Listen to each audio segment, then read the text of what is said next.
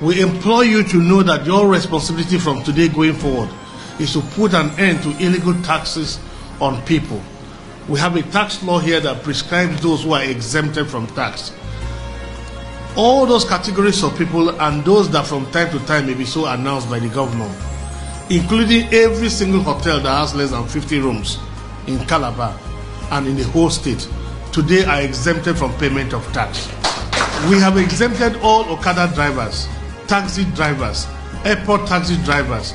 We have exempted small salon owners, small catering and restaurant points, mama put, eatery points. All those small basic survival people selling of produce, struggling to make a living, they have been exempted today from paying tax. We have exempted them because it is better for me as a governor that I rather tax my brain than to tax my people. And great perseverance, you have the right for anybody who comes before you to demand tax. You have the right to say, stop, the governor have said we should not pay tax. Why will a small person carry banana from his farm to go and sell, and produce people are there taxing him for produce? Why would somebody carry groundnut to go to market and somebody is putting a checkpoint on the road and collecting money from the groundnut seller? This is not Ben Ayade. This is not my nature.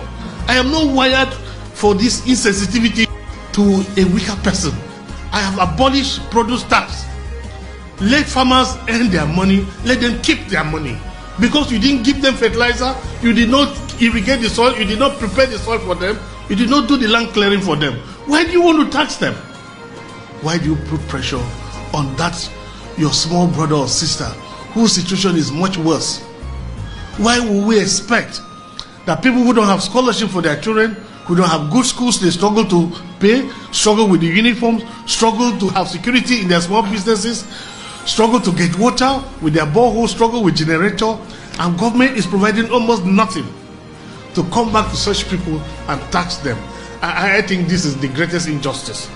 I never knew that 5 years into office as governor, I would still find somebody who could live in a thatch house in Crosswell. I almost cried because I knew how prepared I was, but it didn't end the way I had dreamt for the state.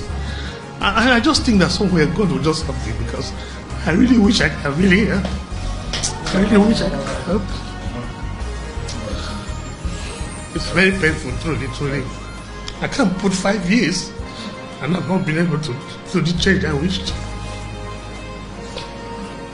I know of some small people whose businesses are closed because even after signing into law that they should stop collecting tax, I still find people giving political appointment for a completely different thing, and you see them go back to these same people and dragging them and seizing and closing their shops and taxing.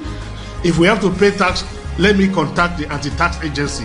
They will give us a tax code whether we fall under the category of those to pay tax or not.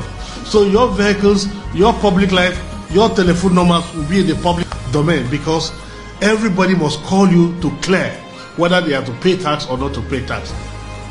And so I pick only men of God and women of God to serve here. I charge you that by the time you are done, let your agency be a world-class example for other states and countries to emulate. If God sees into my heart, let him take every single wealth I have. If he can make every single Crossriverian rich, if he can take every single Crossriverian out of poverty, let Ben Ayade and the Ayades, let us be poor for Crossriverians to be comfortable. Let me see Calabar thrive again. And this is part of my post-COVID-19 response.